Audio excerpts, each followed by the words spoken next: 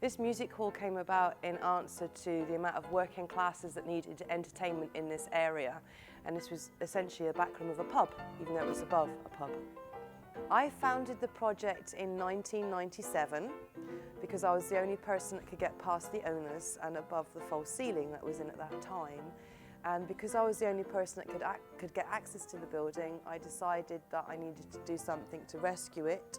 And so in 1997, I set up a separate charitable trust, independent of the owners of the building at that time, and started to campaign for the building. And then in 2001, we persuaded the tenants of the building, the Mitchell family, to buy the building off of the previous owners because they were regarded as hostile owners. And since then, we've worked in partnership with the Mitchells. I actually heard about it through a group on Facebook called Vamos that was set up. Its page is set up by a group of volunteers after the Commonwealth Games, and they felt that they wanted to do more volunteering. They had a bug, basically, and they wanted more. And I applied and said I was willing to do anything. And Anastasia or Stacey emailed me back and invited me along to a volunteers induction day.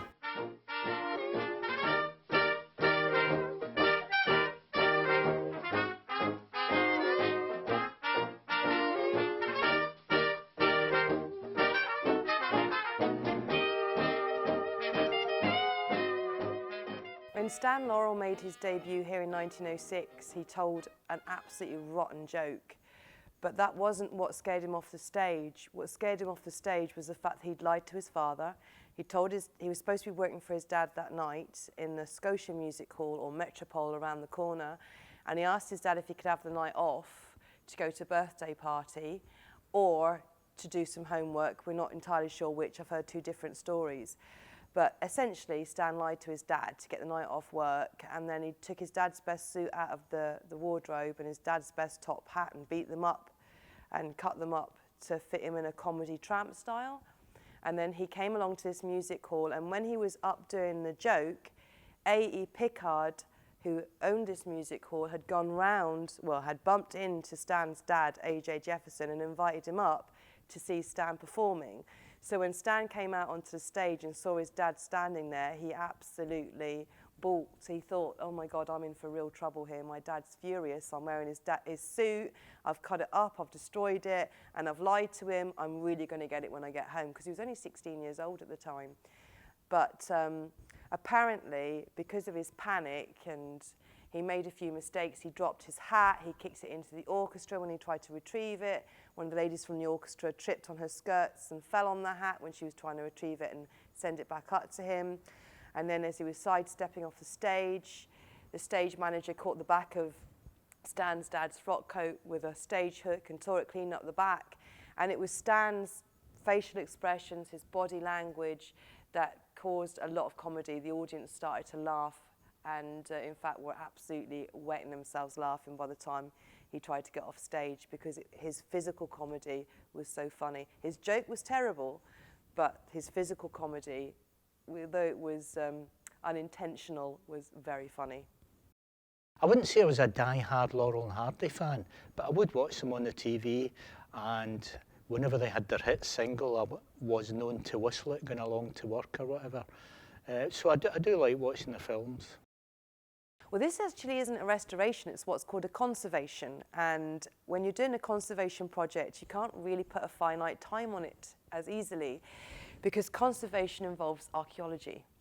So we conserve what survives, and as we take apart and put back together bits of building, we find artifacts and they need to be recorded. So instead of getting like a big sum of money like you would with a restoration and do the whole project all at once, we do it bit by bit by bit.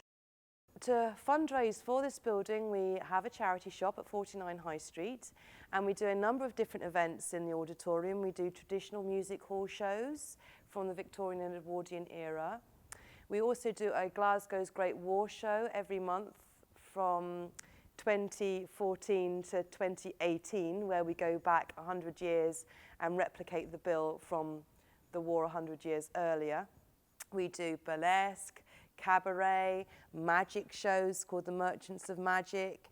We have silent film nights with live band.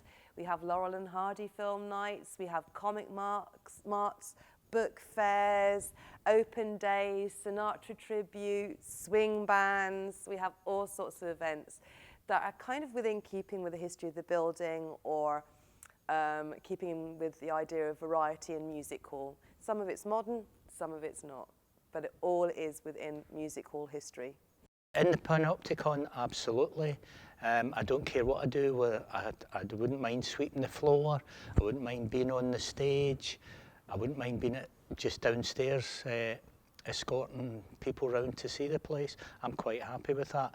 As for other volunteering opportunities, I'm doing that at the moment, and I don't want to do too much, but this is going to be one of the main ones.